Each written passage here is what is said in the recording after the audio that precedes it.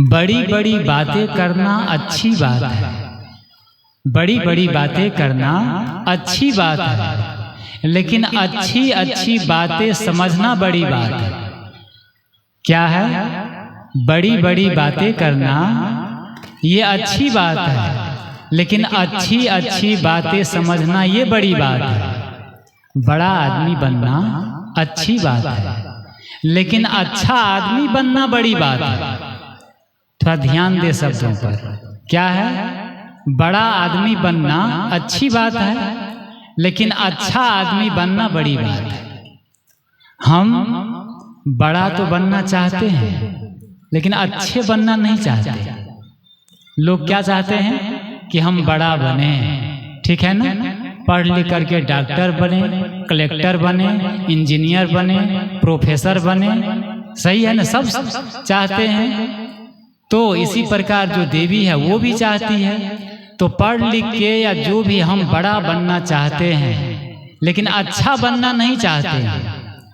लेकिन बिना अच्छा बने बगैर आदमी बड़ा बन ही नहीं सकता है। क्या है? जब तक आदमी अच्छा नहीं बनेगा तब तक वो बड़ा होगा ही नहीं, चाहे वो जितने बड़े पोस्ट पर पहुंच जाए। इसीलिए कहते हैं एक गुड मैन, ठीक है ना, गुड मैन, एक अच्छा आदमी, एक अच्छा इंसान, एक अच्छा डॉक्टर बनना आसान बात है, एक अच्छा शिक्षक बनना आसान बात है, एक अच्छा समाज सेवक बनना आसान बात है, लेकिन एक अच्छा आदमी बनना, एक अच्छा इंसान बनना ये बहुत बड़ी बात है। इसका अर्थ ये हुआ कि एक आदमी एक अच्छा डॉक्टर हो सकता है, एक अच्छा समाज सेवक हो सकता है और डॉक्टर हो सकता है, लेकिन इससे हम नहीं कह सकते हैं कि वो अच्छा आदमी है। क्योंकि एक डॉक्टर भी क्या करता है? वो डॉक्टरी विषय में उसको जानकारी है, पढ़ा है, शरीर को बहुत अच्छे तरह से पाठ पुर्जा को पढ़ लिख करके और बीमारी को ठीक कर देता है और बढ़िया बना देता है। लेकिन एक अच्छा डॉक्टर जिसको कहते हैं, वह अच्छा डॉक्टर भी शराब पीता है, सिगरेट पीता है, कटु बोलता है, तो क्या कहेंगे? डॉक्टर तो अच्छा है, लेकिन इससे ये नहीं कहा जा सकता है कि अच्छा आदमी है। सही है ना? अच्छा आदमी है। इसी प्रकार आप मास्टर, कलेक्टर, मास्टर, टीचर, ठीक है ना, जो शिक्षक है, जिस पर समाज का बहुत बड़ा दायित्व है, समाज का बहुत बड़ा दायित्व है। शिक्षक जैसा चाहे वैसी पीढ़ी तैयार कर सकता है।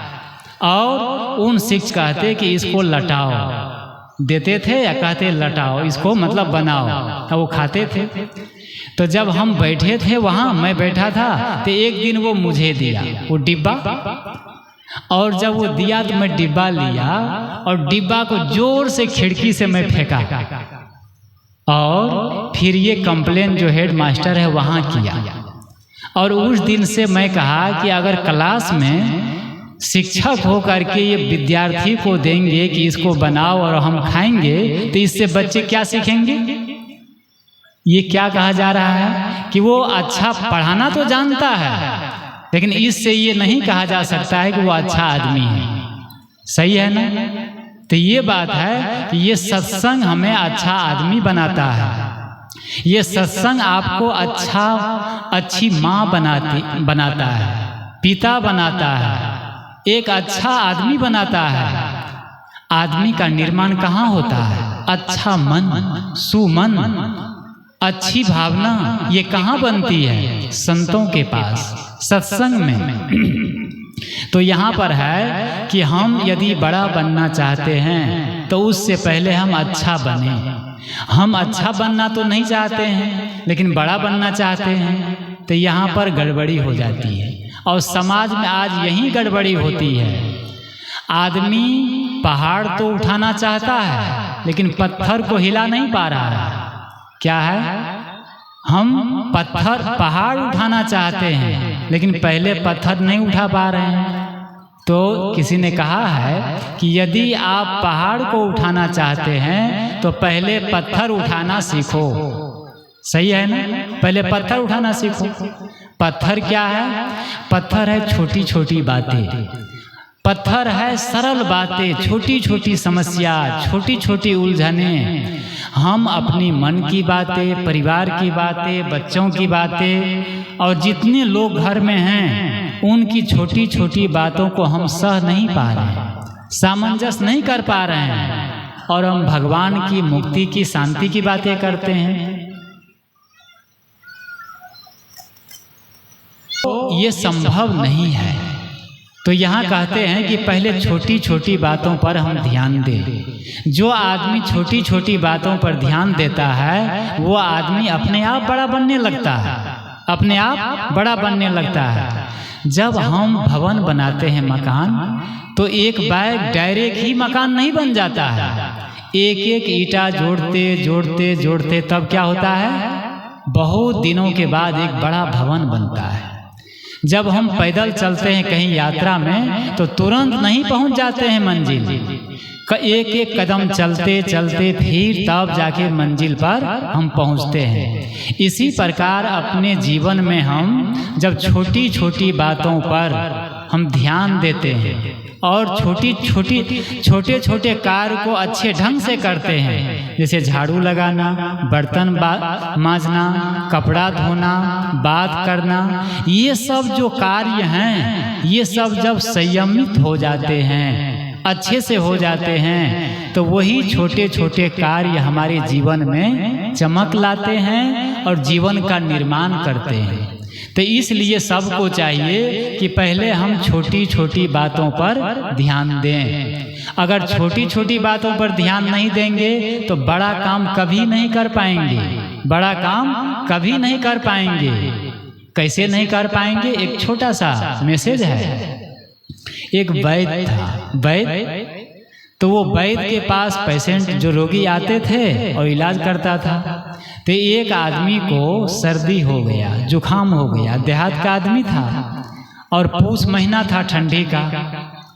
तो वो जो रोगी था वो गया वैद्य के पास और कहा कि वैद्य जी, मुझे बहुत जोर सर्दी हो गई है, जुखाम हो गया है, नाक से पानी निकल रहा है, आप कुछ दवाई दीजिए, जड़ी बूटी दीजिए। उस वैद्य ने कहा, देखो मैं कोई छोटा मोटा वैद्य नहीं हूँ, मैं बड़ा वैद्य हूँ और मेरे पास छोटी बीमारियों की कोई दवा नहीं है, कोई जड़ी बूटी नहीं है। बड़ी बीमारी की ही मैं इलाज करता हूँ, छोटी बीमारी का इलाज नहीं करता हूँ। ऐसा करो, तुमको सर्दी जुकाम तो है ही है और सामने में तालाब है, जाके तालाब में आधा घंटा डुबकी लगाओ, आधा घंटा डुबकी लगाओ। तुमको सर्दी जुकाम है ही, जब आधा घंटा डुबकी लगाओगे तुम्हें निमोनिया हो जाएगा और निमोनिया के मेरे पास अचूक दवाई है, दवाई दूंगा तुम ठीक हो जाओगे। वो देहाती आदमी था, अनपढ़, जैसे वैद्य कहा वो जाता है तालाब में और डुबकी लगाता, आधा घंटा तक डुबकी लगाता रहा। अब ठंडा का मौसम, तालाब का ठंडा पानी, अब वो डुबकी लगाया, नाक से पानी ऐसे निकल रहा था पहले से। अब आधा घंटा जब डुबकी लगाया तो उसको बुखार आ गया, फीवर आ गया और आँख से नाक से पानी गिरने लगा, बहुत बढ़ गया। वो दौड़े दौड़े आया वैद्य के पास। वैद्य देखता है तो पूरा इसको बुखार आ गया है, एकदम शरीर टेम्परेचर में हो गया है। और वो वैद्य उसको दवाई करते रहा, जड़ी बूटी देते रहा, इलाज करते रहा, वो आदमी बचा नहीं, मर गया। क्या हुआ? वो मर गया। क्या कहा था कि मैं छोटी बीमारी का इलाज नहीं करता हूँ, सिर्फ बड़ी बीमारी का इलाज करता हूँ। क्या हुआ? मर गया ना, बचा नहीं पाया। जो छोटी बीमारी का इलाज नहीं कर पाता है, दवाई नहीं कर पाता है, बड़ी बीमारी का इलाज कैसे करेगा? ये एक मैसेज है, एक मतलब अपने दिमाग को हमें ठोकर कि हम छोटे छोटे काम को सही ढंग से नहीं कर पा रहे। अच्छा स्वभाव, अच्छी वाणी, अच्छी मानसिकता, अच्छे विचार हम नहीं रख पा रहे। इस दुनिया में सबसे सौभाग्यशाली इंसान वह है जो अपने दिमाग में शुभ विचार हमेशा रखता है। क्या है? जो व्यक्ति अपने दिमाग में 24 घंटे अच्छे विचार रखता है, दुनिया का सबसे एक नंबर इंसान हुआ है। इसमें पैसा नहीं लगता है, इसमें कोई मेहनत नहीं है, लेकिन सोचिए कितनी तपस्या है, कितनी साधना है।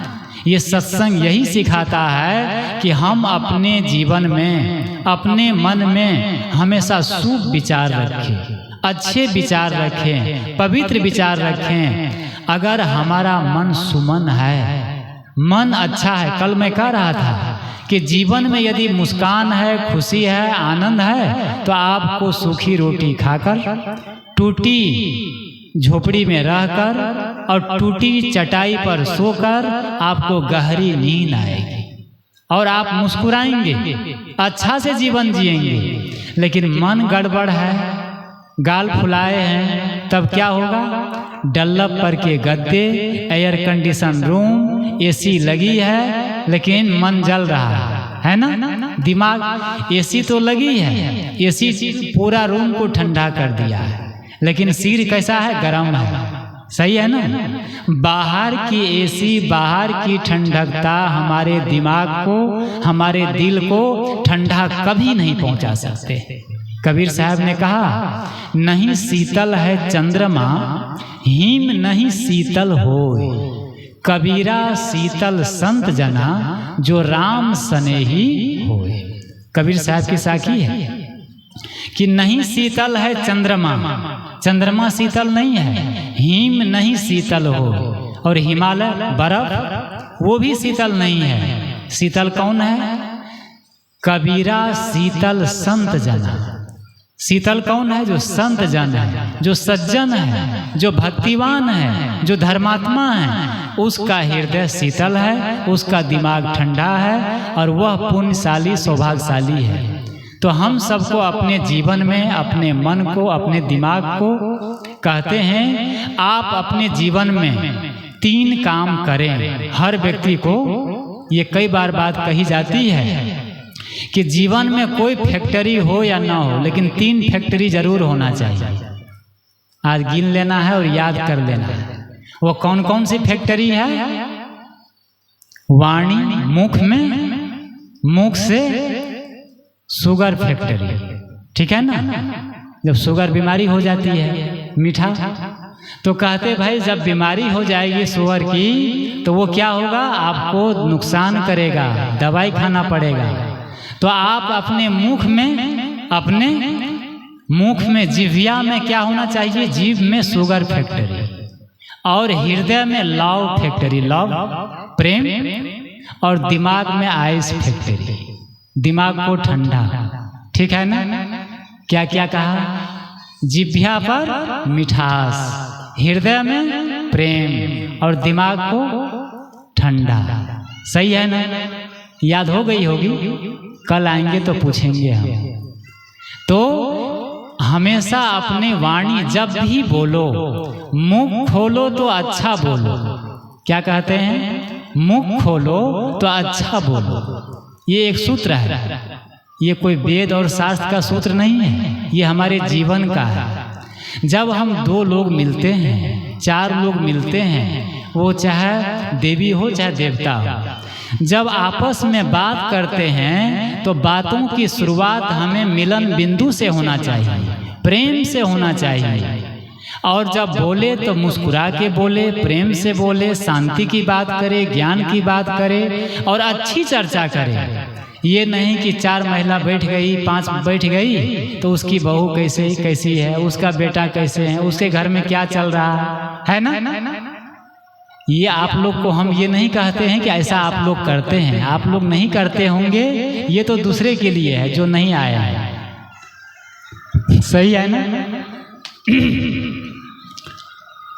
तो जब 4 लोग बैठे तो अच्छी चर्चा करें, बढ़िया, किसी की शिकायत नहीं। आज तक हम लोग जीवन भर क्या करते? शिकायत शिकायत शिकायत, एकदम शिकायत से भरा रहता है। एक दंपत्ति जब शादी हुए, लड़की लड़का का, जब शादी हो गई, जब शादी करके आई तो वो लोग बहुत अच्छे थे, बढ़िया दोनों, तो लड़का ने एक कॉपी, एक डायरी अपनी पत्नी को देता है और कहता है, लो ये डायरी में 1 साल 365 दिन का होमवर्क तुम करना। बहुत ध्यान से सुनिएगा, ये शिकायत क्या है और प्रेम क्या है, ये बहुत जीवन को परिवर्तन करने वाली बात है। तो लड़का पत्नी को देता है शादी होने के बाद कि 1 साल के बाद ये डायरी मुझे देना, ठीक है ना। और वो दूसरी डायरी दिया कि ये डायरी पत्नी पति को देती है कि ये आप रखिए और 1 साल के बाद आप मुझे दीजिएगा, ठीक है। दोनों पत्नी पति को देती है और पति पत्नी को देता है कि ये दोनों आपस में जो मेरी गलती होगी, जो कुछ होगा इसमें आप लिखते जाना, ठीक है ना दोनों। और जब ये 1 साल हो जाएगा ना, 365 दिन पूरे हो जाएंगे, उस दिन आपकी डायरी को मैं देखूंगा और मेरी डायरी को तुम देखना। सही है, हो गया। वो लोग ले लिए, अब लिखते गए, दोनों लिखते गए, बस होता गया महीना, 2 महीने, 6 महीने, 8 महीने, 10 महीने, 11 महीने, कितने हो गए? पूरे 12 महीने, ठीक है ना। 365 दिन पूरे हो गए। अब एक दूसरे की डायरी दी गई, पति पत्नी को देता है अपनी डायरी और पत्नी पति को देती है। जब डायरी देखने लगे तो पति देखता है तो पत्नी लिखती है नंबर 1, 1 नंबर में, ठीक है ना। पत्नी की डायरी पति देख रहा है तो पत्नी लिखती है कि आपने अमुक समय में मुझे इतना डांटा, अमुक दिन आपने मुझे शहर नहीं ले गया, अमुक दिन आप मुझे ये कपड़ा खरीद के नहीं दिया। इस प्रकार 365 दिन, मतलब डायरी में है ना, पत्नी की जो डायरी थी, शिकायत शिकायत शिकायत, ऑब्जेक्शन पूरा, ठीक है ना, वो यही लिखा। जब ये वो पढ़ा और रख दिया, जब पत्नी पति के डायरी को पलटती है तो उसमें लिखा था, ठीक है ना, पूरे ये 365 दिन की प्यारी, तुम मुझे अमुक समय में इतना बढ़िया भोजन बना के खिलाई, अमुक समय में इतना बढ़िया सेवा की, अमुक समय मुझे ऑफिस जाना था, गर्म पानी ला के दी। मतलब 365 दिन अच्छाई अच्छाई अच्छाई, बिल्कुल, ठीक है ना। अब ये जब डायरी देखती है पत्नी तो वो तो बिल्कुल रोने लगती है कि हमने क्या किया। पति क्या लिखता है कि तुमसे मैं बहुत प्रेम करता हूँ और तुम बहुत अच्छी हो, तुमने मुझे साल भर तक बहुत सेवा की और बहुत बढ़िया। लेकिन पत्नी क्या लिख रही है? पूरा 365 दिन शिकायत शिकायत शिकायत। आप लोग मत समझना, थोड़ा पलटा भी लीजिए इसको, है ना। तो ये शिकायत करना बंद। सत्संग का अर्थ क्या है? भक्ति का अर्थ क्या है? पूजा का अर्थ क्या है? कि हमारे हृदय से शिकायत बंद हो और आलोचना बंद हो। यदि हम दूसरे की शिकायत करना बंद कर दे तो ये परिवार, समाज और देश हमारा ऐसे ही स्वर्ग बन जाएगा। किसी ने कहा है, यदि हम एक दूसरे के बारे में बोलने की जगह एक दूसरे से बोलना सीख जाए तो जीवन स्वर्ग बन जाएगा। ये सब एक सूत्र है, कोटेशन है। क्या कहते हैं? हम एक दूसरे के बारे में बोलने की जगह एक दूसरे से बोलना सीख जाए तो आपका परिवार स्वर्ग बन जाएगा। हम क्या करते हैं? हमेशा एक दूसरे के बारे में बोलते हैं, सही है ना। एक दूसरे के बारे में मतलब वही शिकायत। लेकिन एक दूसरे से बोलना सीखे कि कैसे बोले। पिता है, पुत्र से कैसे बोलना चाहिए। पुत्र है, बेटा है तो बाप से कैसे बोलना चाहिए। सास है तो बहू से कैसे बोलना चाहिए। बहू है तो सास से कैसे बोलना चाहिए। बोलने का मतलब है व्यवहार करना। व्यवहार करना। हर व्यक्ति यदि अपनी अपनी जिम्मेदारी को संभाले, माँ अपनी जिम्मेदारी का वहन करे, पिता अपने जिम्मेदारी का वहन करे, इसी प्रकार हर घर के सदस्य लोग यदि अपनी अपनी जिम्मेदारी को अच्छे ढंग से वहन करे तो समझिए आपका घर में कोई दुख रहेगा ही नहीं। यदि पिता हैं और 4 बच्चे हैं, बहू है, लोग बड़ा परिवार है, तो उस पिता को माँ को क्या करना चाहिए? एक आंख अंधा और एक कान बहिरा। सही है ना? आपका लंबा परिवार है, बहुत लोग हैं, तो एक कान बहिरा बना लो, अर्थात 2 बातें सुन लीजिए और चुप रहिए, 2 बातें देख लीजिए और बस अंधा बन जाइए, कोई जवाब नहीं देना है। और प्रकृति भी, ईश्वर भी, परमात्मा भी आपको हमें क्या दिए हैं? 2 आँख और कान कितने हैं? 2 आँख और 2 कान, और मुख कितना है? क्या कहती है परमात्मा प्रकृति? कि 2 बातें सुन लो, 2 बातें देख लो, तब विचार करके एक बात बोलो। समझ में आ रही है ना? मतलब 2 बातें सुन करके, 2 बातें देख करके, तब मुख कितना है? एक मुख है, तो एक बात बोलो। घर के परिवार के जो अभिभावक हैं, जो मालिक हैं, उनको अपने आप को मालिक नहीं मानना चाहिए, उनको अपने आप को माली मानना चाहिए। मालिक और माली। माली क्या करता है? माली फुलवारी में जाता है, गार्डन में जाता है, बाग में जाता है और हर पौधों को पानी से सिंचाई करता है। सही है ना? सिंचाई करता है, निदाई करता है, और हर फूल को खाद पानी डाल के हर पेड़ को, फूल के पेड़ों को हरा भरा करता है, उसमें ऊर्जा देता है। इसी प्रकार जो घर के मालिक हैं, उनको क्या मानना चाहिए? माली। क्या काम है? माली। जितने घर के लोग हैं उनको आप क्या करना चाहिए? सबको जब रात में शाम को घर आए, शाम को घर आए तो जितने घर के लोग हैं, 4 हैं, 5 हैं, 10 हैं, सबसे आप बात करिए। घर में जो मालिक है, घर के मुखिया, उनको सब सदस्यों से बात करना चाहिए। तो आप पूछना चाहिए, बेटा है, क्या तकलीफ है, क्या समस्या है, अच्छा है ना? इसी प्रकार पत्नी है, उससे भी पूछो। और बहू है, तो जब घर के ससुर बाहर से आए घर में और बहू से पूछे कि बेटी क्या तुमको कोई दिक्कत तो नहीं है, तुम्हें कुछ चाहिए तो नहीं, बोलो।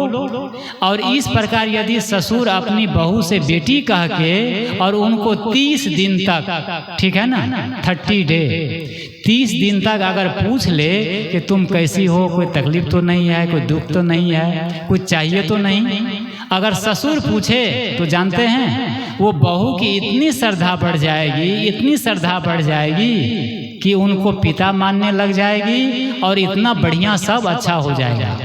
हम क्या करते हैं? आपस में बात ही नहीं करते। आपस में है ना, आपस में बात ही नहीं होती है और कितने दिन ऐसे बीत जाते हैं।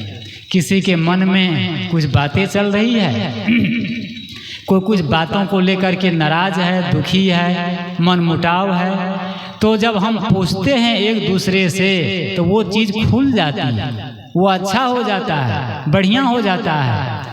तो मैं कह रहा था कि हम अपने जीवन में जो है हमेशा अपने दिमाग को शांत रखें।